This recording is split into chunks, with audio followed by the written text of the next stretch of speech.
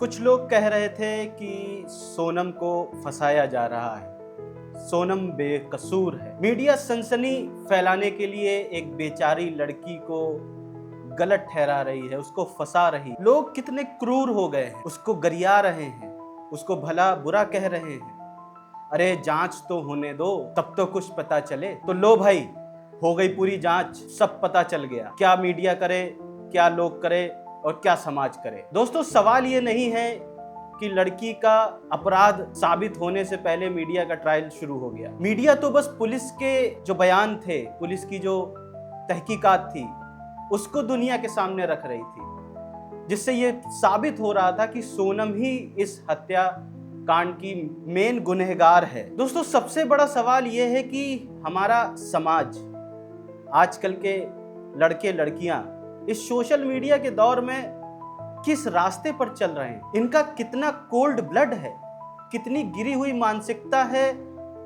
आप देखिए इनके प्रेमियों के जो शक्ल हैं, किसी छपरी से कम नहीं दिख रहे हैं। और जिनसे इनकी शादी हुई थी वो कितने अच्छे लोग, कितने अच्छे परिवार के लोग थे, कमाऊ थे। क्या हो गया है आजकल की लड़कियों को? कई सारी रिपोर्टों में ये बताया गया है, लिखा गया है कि जब राजा रघुवंशी को मार दिया गया तो सोनम ने उसकी लाश को ठिकाने लगाने के लिए, खाई में फेंकने के लिए उसने खुद हाथ लगाए। शिलांग से लापता सोनम यूपी में मिली। सोनम के तथाकथित प्रेमी राज कुशवाहा ने 50,000 रुपए देकर हत्यारों को भेजा कि जाओ सोनम के पति को मार देना। और तब सोनम ने, जो ये कॉन्ट्रैक्ट किलर थे, इनके सामने, सोनम के सामने उसकी हत्या हुई और सोनम ने ही उसके शव को खाई में फेंका अपने हाथ लगाकर। 4 तारीखें, 11 मई को शादी, 23 मई को मर्डर, 2 जून को शव मिला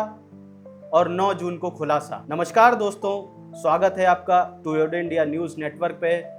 मैं राहुल राम द्विवेदी, आप हमारा विशेष कार्यक्रम न्यूज बॉक्स देख रहे हैं। आइए देखते हैं इस पूरी घटना को, एक एक पहलू कि आखिर हुआ क्या। मेघालय की बहुचर्चित घटना हनीमून मिस्ट्री 18 दिन के बाद दोस्तों सॉल्व हो चुकी। राजा सिंह रघुवंशी, इनकी मौत की कारण कोई और नहीं, इनकी नव विवाहिता पत्नी सोनम रघुवंशी थी। सोनम रघुवंशी ने अपने प्रेमी राज कुशवाहा के साथ मिलकर राजा की मौत का कारण बनी। हत्या के बाद सोनम लापता थी, गायब थी। शिलांग से 1160 किलोमीटर दूर यूपी के बनारस गाजीपुर हाईवे में काशी ढाबे में सोनम पहुंची। वहां पर सोनम ने ढाबा के जो मालिक थे उनका फोन लेकर अपने भाई को कॉल किया। उनके भाई का नाम गोविंद था। गोविंद ने इंदौर पुलिस को सूचना दी।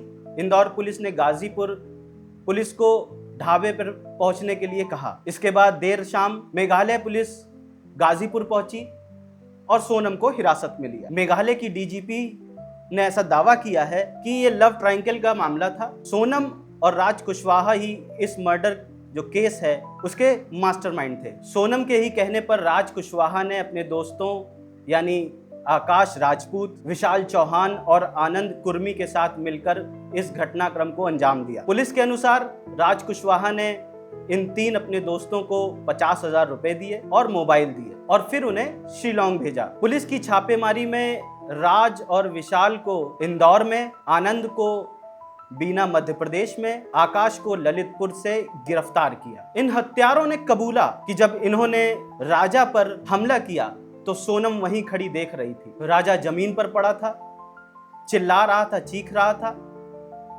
और जब इन्होंने उसको फेंकने की कोशिश की तो सोनम ने भी हाथ लगाया और उसको खाई में फेंक दिया। जैसा कि मैंने बताया, राजा और सोनम की शादी 11 मई को हुई थी। दोनों परिवार बहुत खुश थे।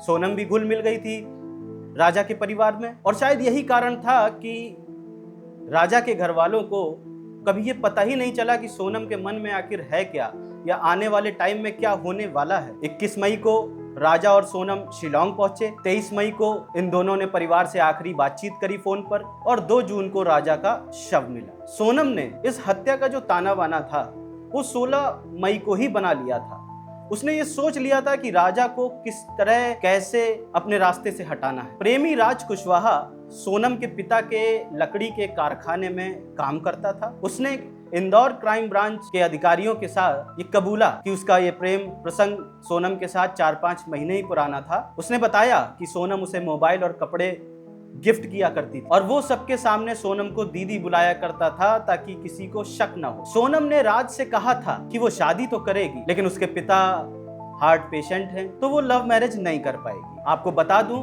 कि सोनम का परिवार और राजा का परिवार एक ऐप से उनकी मुलाकात हुई थी, रिश्ता तय हुआ।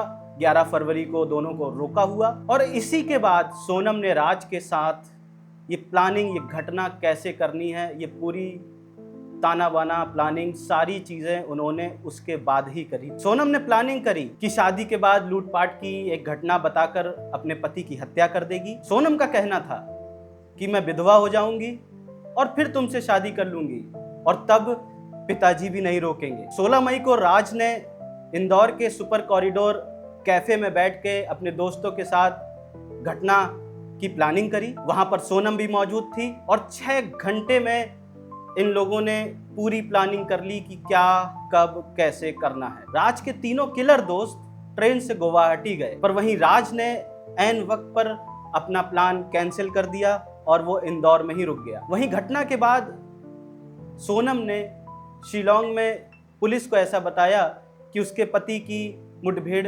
लुटेरों के साथ हुई और उन लुटेरों ने पति को मार दिया और सोनम जान बचाकर वहां से भाग निकली, ऐसा उसने पुलिस को बताया। सोनम ने कहा कि वो निर्दोष है, बल्कि उसका तो अपहरण हुआ था। सोनम का कहना है कि वो आरोपी नहीं है, वो पीड़ित है। आरोपियों ने हथियार डाव यानी छोटी कुल्हाड़ी का इस्तेमाल किया था राजा को मारने के लिए और ऐसा बताया जा रहा है कि ये हथियार उन्होंने वहीं पर रहकर ऑनलाइन मंगाया था। आरोपी शिलोंग में सोनम और राजा जहां ठहरे थे उसी से लगभग 10 किलोमीटर के आसपास की रेंज में वो भी ठहरे हुए थे। सोनम ने उन्हें अपना और उनका नंबर ले रखा था और वो जहां भी जा रहे थे उसकी लोकेशन इन आरोपियों को वो भेज रही थी। 23 मई को सोनम ने प्लान बनाया कि भाई फोटो खिंचवानी है, फोटो शूट करवाना है, तो राजा को वो एक पहाड़ी इलाके पर ले गई। रास्ते में ये तीनों आरोपी राजा से मिले, वहां पे बातचीत हुई और साथ चलने लगे। चलते चलते जब थोड़ा वो आगे बढ़े तो सोनम ने थकने के बहाने से धीमे चलने लगी और वो पीछे छूट गई। और थोड़ी ही देर बाद जब सोनम ने देखा कि अब सुनसान इलाका है तो वो वहीं से चिल्लाई कि मार दो इसे। आरोपियों ने पुलिस को बताया कि पहाड़ी चढ़ते चढ़ते वो थक गए थे, तो हमने राजा को मारने से मना किया, लेकिन सोनम ने फिर कहा कि नहीं, तुम्हें मारना पड़ेगा, मैं तुम्हें 20 लाख रुपए दूंगी, और उन्होंने ये घटना को अंजाम दिया। दोस्तों, मेघालय पुलिस ने जब तहकीकात करी तो उन्होंने कुछ सीसीटीवी फुटेज देखे और उसमें ये साफ दिख रहा था कि सोनम इन आरोपियों के साथ बातचीत करती हुई दिख रही है और पुलिस को यहीं से संदेह हुआ। पुलिस ने सोनम के कॉल रिकॉर्ड खंगाले और उसके बाद वहां के लोकल गाइड का भी बयान आया और उसने बताया कि राज 3 हिंदी भाषी लोगों के साथ बातचीत करता हुआ उसे दिखे थे। और वहीं सीडीआर से सोनम के अपराधियों के साथ संपर्क करने के सुराग मिले। हत्या के बाद सोनम ने अपने फोन तोड़े, आरोपी भी ट्रेन से अपने घर वापस चल दिए। सोनम अकेले बनारस गई, वाराणसी गई और वहां से फिर बस से गाजीपुर के लिए निकली। दोस्तों, आजकल की जो घटनाएं हो रही हैं उससे एक चीज समझ में आती है कि जब प्यार और अपराध एक साथ खड़े हो जाते हैं तो फिर कहानियां बनती हैं, भूचाल आता है, सवाल उठते हैं और उसके बाद खबर बन जाती है। एक पत्नी अपने पति की हत्या करवा देती है अपने सामने तो देश पूरा हिल जाता है। सोनम ने अपने पति के साथ एक ऐसा खेल खेला जिसकी वजह से वो मौत के रास्ते पर जाके रुका। राजा को अपनी जान देनी पड़ी। एक बेटा जो अपनी माँ से दूर हो गया, एक भाई जो अपनी बहन से दूर हो गया। आपने वीडियोस देखे होंगे उसकी शादी के, वो कितना खुश दिख रहा था, रील्स बन रही थी, बहन बहुत खुश थी कि नई भाभी आ रही है, भाभी से ज्यादा एक नई सहेली आ रही है, माँ के लिए एक बेटी आ रही है। पर हुआ क्या, इन सब ने अपना अपना वो साथी जिसको वो सपने संजो रहा था वो खो दिया।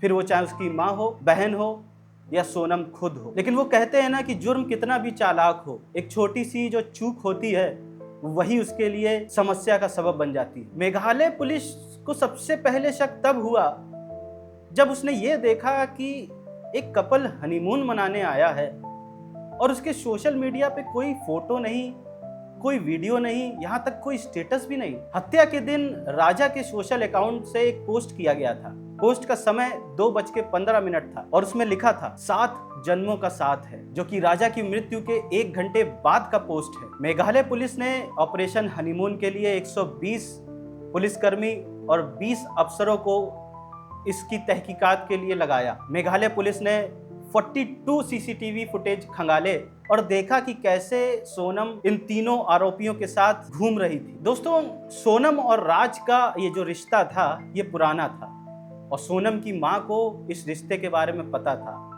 लेकिन वो कहते हैं ना कि समाज के डर से उसकी माँ ने सोनम की शादी दूसरी जगह करा दी ताकि समाज में उनकी बेइज्जती ना हो। सोचा कि जब शादी हो जाएगी तो हो सकता है लड़की सही हो जाए, समझ जाए, लेकिन ऐसा नहीं होना था और शादी के बाद भी दोनों का संपर्क चलता रहा। वहीं सोनम ने सोचा कि अब एक ही रुकावट बची है, राजा, तो क्यों ना राजा को मार दिया जाए, उसकी संपत्ति की मालकिन बन जाए और फिर आराम से राज के साथ पूरी जिंदगी जिए। सोनम सोशल मीडिया से बचती रही और शायद यही एक कारण था जिससे वो फंसी और सारा राज दुनिया के सामने आ गया। दोस्तों, अब वो दिन दूर नहीं है जब रिश्ते बहुत ही करीबी जान पहचान लोगों के यहाँ हुआ करेंगे, या इसको यूं भी कह सकते हैं कि वो दिन दूर नहीं है जब लड़के की, लड़की की और उसके खानदान की मजिस्ट्रियल जो इंक्वायरी होती है वो भी शुरू हो जाएगी और उसी के बाद, उसकी क्लियरेंस के बाद रिश्ते हुआ करेंगे। और हनीमून में भी दोनों के साथ एक एक पुलिस भी जाया करेगी और साथ में वो एक एक अपने पर्सनल बॉडीगार्ड को भी लेकर जाया करेंगे। और सबसे जरूरी काम पुराने प्रेमी प्रेमिकाओं के लिए होगा, उनको ये एनओसी देनी पड़ेगी कि भैया हमारा फलाने के साथ अब कोई संबंध नहीं है, अगर उसके साथ कोई घटना होती है तो हम पुलिस के साथ पूरा सहयोग करेंगे। दोस्तों, अब सोचना पड़ेगा कि समाज कहाँ जा रहा है, आजकल के लड़के लड़कियों की सोच कहाँ जा रही है, मानसिकता कहाँ जा रही है, क्योंकि ये घटनाएं खतरे की घंटी हैं। अगर हम आज नहीं संभले तो शायद आने वाला कल हमारे और आपके बच्चों के लिए बहुत ही दर्दनाक होगा। आज के लिए बस इतना ही। मैं फिर जल्दी मिलूंगा, तब तक के लिए जय हिंद, जय भारत, नमस्ते।